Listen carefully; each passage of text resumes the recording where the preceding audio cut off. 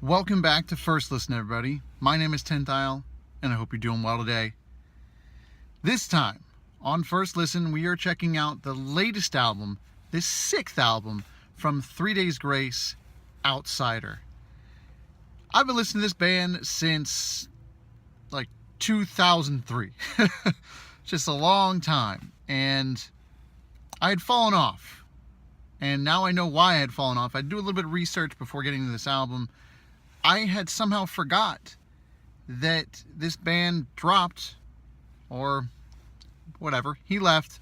Adam Gontier left the band and was replaced by Matt Walsh. So this is the second album with a different lead singer than we're normally used to.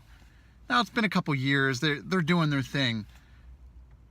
But it is a little bit different. I'll say that, having listened to so much of Adam and not enough of Matt. I've listened to a couple tracks off the previous album. There's some good stuff there. But let's get into this first listen.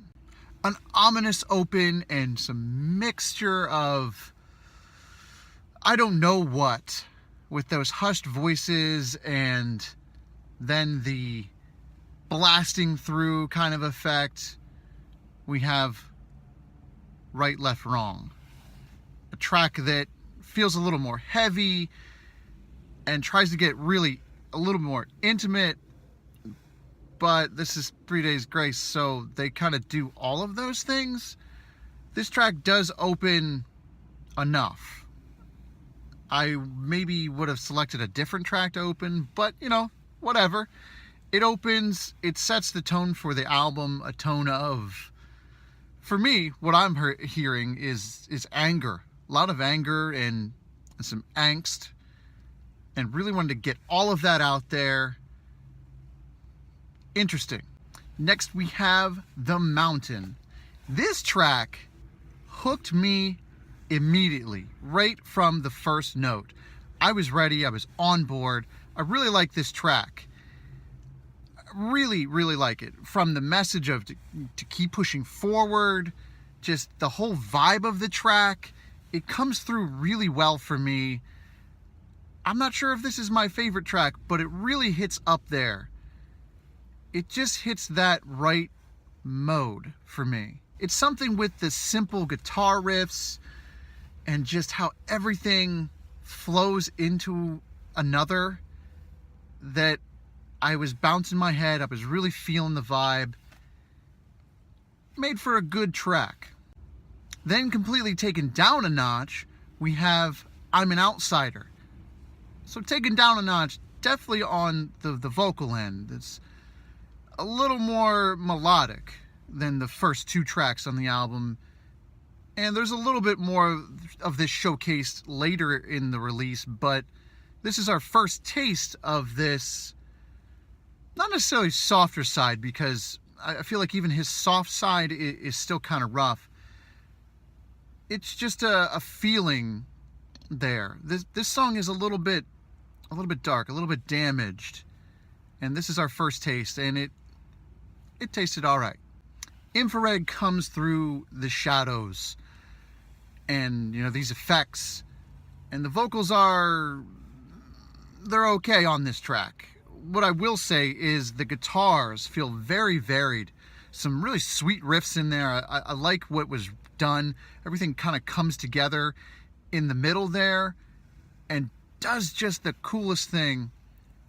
But I feel like the whole track is taken over by that because the vocals are, well, let's face it, they're in the backseat. Some nice acoustic strumming really guides us in on Nothing to Lose But You. A track that definitely takes everything down. Not in a bad way, but that's the feeling.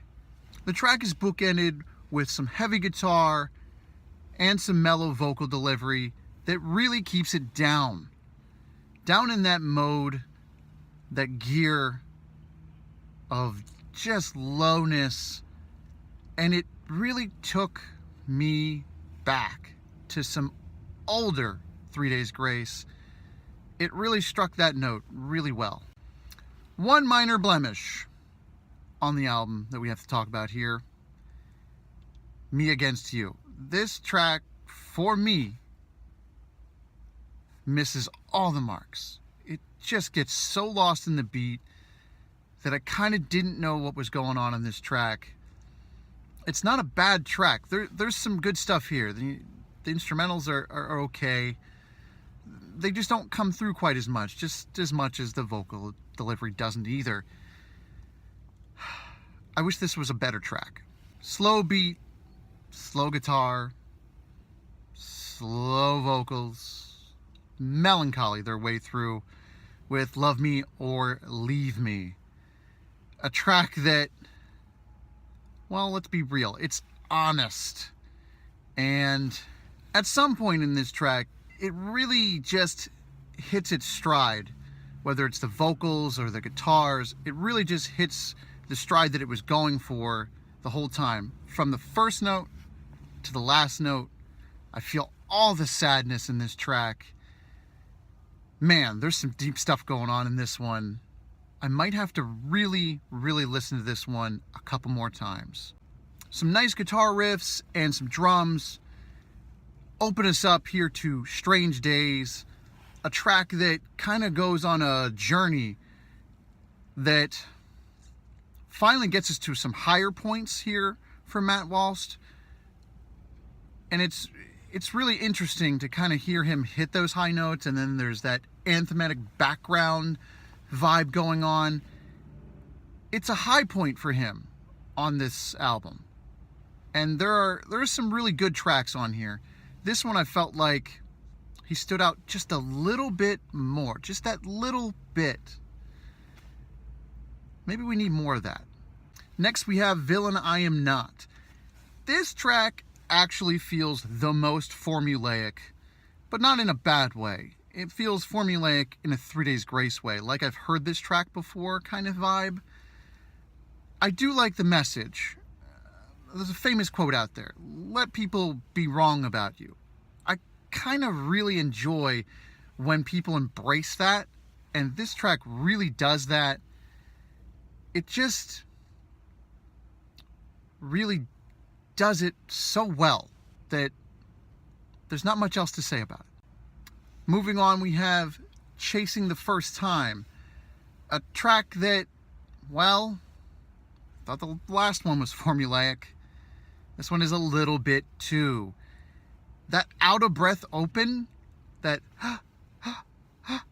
as the vocals are delivered, is just the strangest thing. The only stranger thing is that they revisit it. Now, everything else that surrounds this song, the guitars, the drums, all of that stuff is done really well. It all fits with the track, but some rough parts in this one. Some rough part. The new reel really steps it up. Wastes no time. Just punches right through out of the gate. I love that. It has this line in here: is this the new reel? Where nobody cares about each other, how they feel. That really hit me. And they revisit a couple times, and every time he says, is this the new reel? I'm kind of like thinking to myself, yeah, what are people doing? And I'm always thinking that because I'm such a positive person, at least I try to be, that I wonder why people are doing this stuff to other people and being so negative and dragging people down. And this track really embodies that whole vibe.